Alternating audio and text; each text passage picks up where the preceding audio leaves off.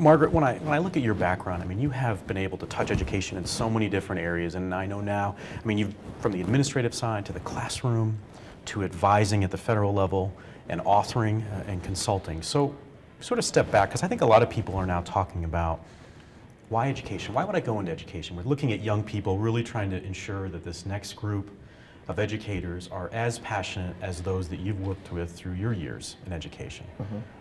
What would be your sales pitch to the young person that is at a university trying to decide their major and they think or they have an inkling that they might be talented in the area of education? What would your pitch be to them? To me, there's not any profession that would have a bigger impact on society. And every year to see all the faces you have in front of you and say, I can make a difference, it's probably one of the most rewarding things you can do. The challenges are there every day. There is not one day that gets boring. And when kids come back and say, you remember when we did this? There's not a better feeling in the world.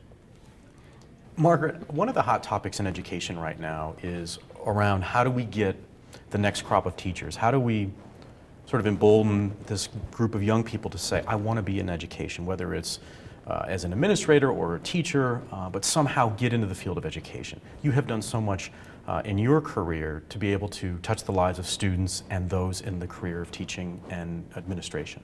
What would be your sales pitch to those that are thinking about a career in education? I would say, if you want an exciting, challenging, rewarding career, and you really like kids, you need to do this.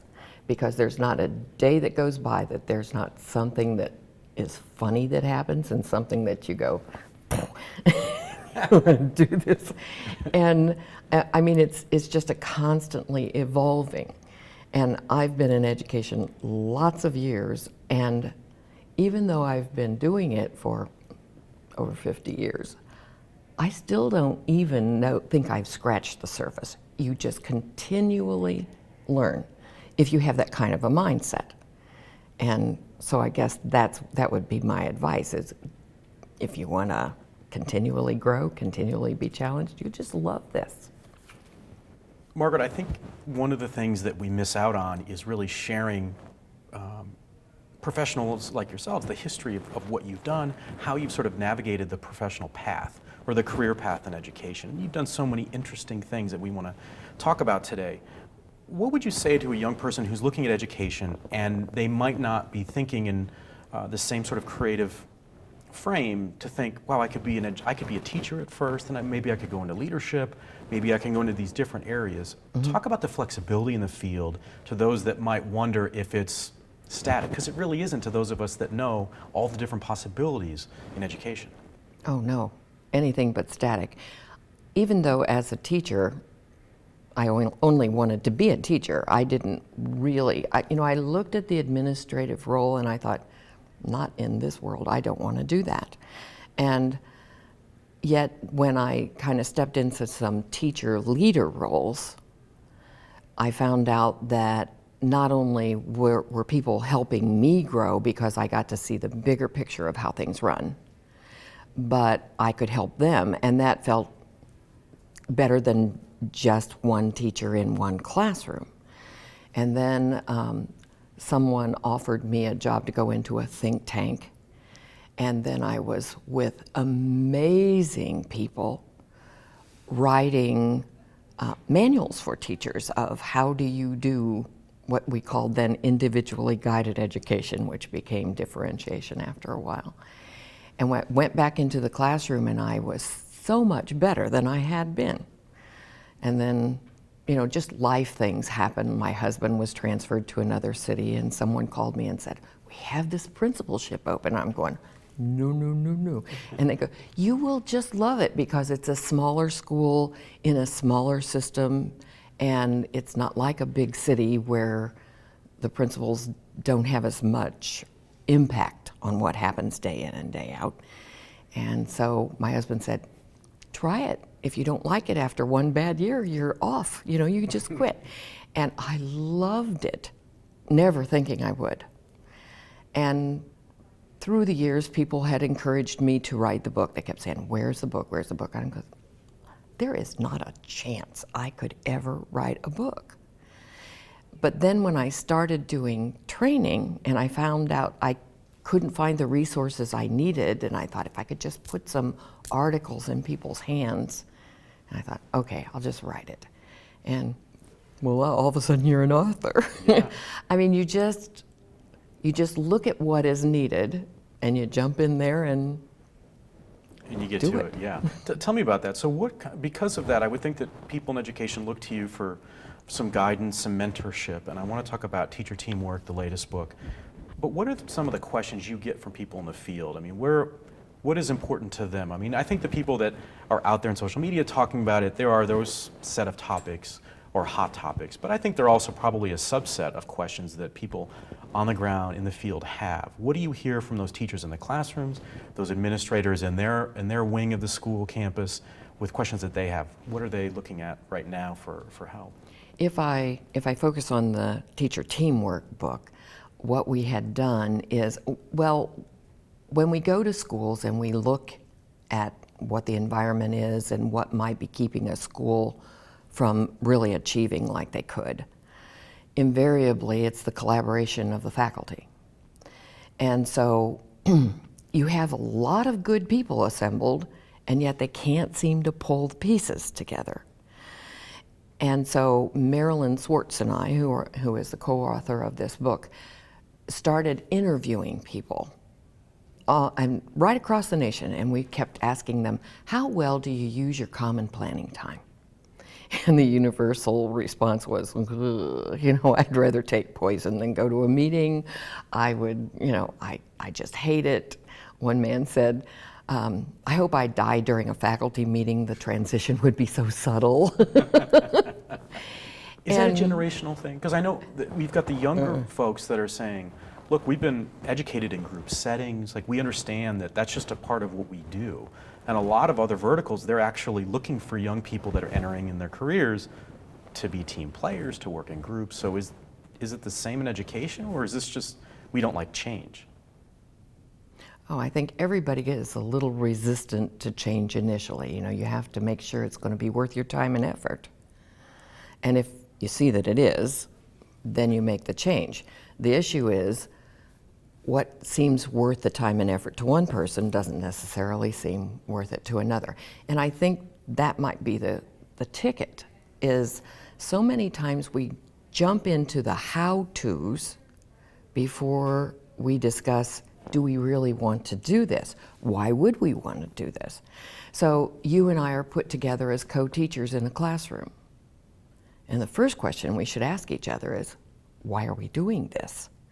And if it's because the schedule works that way, or it's some compliance issue, guess what's not going to happen? Yeah. And if we talk about, no, the real vision here is, since there are two of us, we can help these kids grow not just a year, we can go better than that. Is this about people being able to spend time to get to know each other so that you have some commonality together, so that if you and I were co-teaching, we know each other's backgrounds, we know where we're good or where we need some assistance, and then we can help each other out? Are we just missing some of that socialization with teachers? Well, and it's more than just socialization, because you and I can be big buds and still not make it happen. We have to have time, and when you said time, that just went, yes. Have to have time to talk about what is the result, the product that we're going to produce together that we couldn't do alone. And once you have that vision, there's no stopping you. I mean, all of a sudden, instead of me being your sidekick, I become your true partner. When you do something that annoys me, That wouldn't happen. No, I'm sure it wouldn't. But just let's say. If it happened, right. Then, if it's standing in the way of what we're going to achieve together, I could say, when you do this, it makes it really hard for me. So we have a tendency, instead of going outside and I talk about you behind your back, to go to each other and say, this isn't working for the kids. It isn't. Margaret, are you seeing then, so that made me think about PD or professional development. Do you see a shift where professional development is not isolated, where I'm taking my professional development, you're taking yours, but we're sort of in our own worlds? Are you seeing offerings that I guess would support that so that it's not so isolated, so that we can learn together, we develop a history in doing that, we can talk about what we're learning and then apply it in the classroom, whether it's co-teaching or just to have a better culture within a given school? I think that's a big issue because it used to be you send me off to an ASCD conference, a cool conference, and I come back. I can remember my teachers going, "Oh my gosh, she's been to a conference. This is going to be a whole lot of work for us." And if they couldn't understand why I was pushing them a certain way, then I got pushed back. If I could go back and take the time to say, "Here's what I heard. Here's what it could do for us. What do you think?" And then the whole group could own it first. Then all of a sudden you got all kind of buy-in and things just took off on its own. You didn't have to try to ram anything down somebody's throat, which is pretty non-productive actually. So when I hold conferences of my own that I'm sponsoring myself, always on the invitation I say, much better to bring a group of 5. Because then it's not one person going back as the Lone Ranger trying to create some kind of a change where you have to have a critical mass to get it going. Absolutely. And speaking of that, I'd be remiss if I didn't bring up your experience as an advisor to the White House years ago in education. And we were talking off air about that a little bit. I would be so interested to know what it was like. I mean, I think it's one thing if you and I talk about a resource or you share with teachers down the hall, here's something that's worked for me, or you might want to read teacher teamwork, those sorts of components. But to do that at a federal level, just what was that like to walk in and know that your opinion could have impact down the line for people you've never even met? That was just the coolest thing ever. One of the things that was the most mind-boggling is the group of people who were the advisors, because there were people who just advised on university policy, and some that were on people with various kinds of handicaps. And I mean, the group that he assembled to write his platform and then continue to advise after he was in office they were truly amazing. And I was just sitting there in awe of all these people, hearing things that I hadn't considered before. And so it was scary in that you think, if I mislead here, I could cause a problem. But you had all these really solid people around you, and so you bounce ideas off one another and then say, okay, this is the advice. That was really cool. Let's talk about the narrative in education.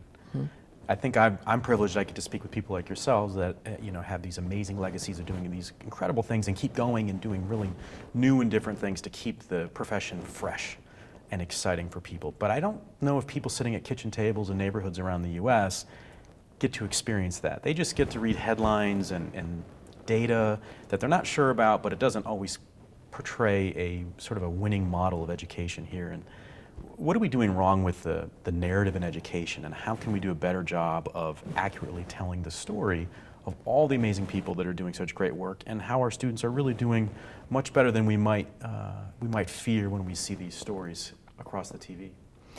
I think TV tends to glom on to the sensational of what is wrong with this person, what is wrong with this project, what is wrong with the set of standards, as opposed to what is right. The big controversy on Common Core, no Common Core.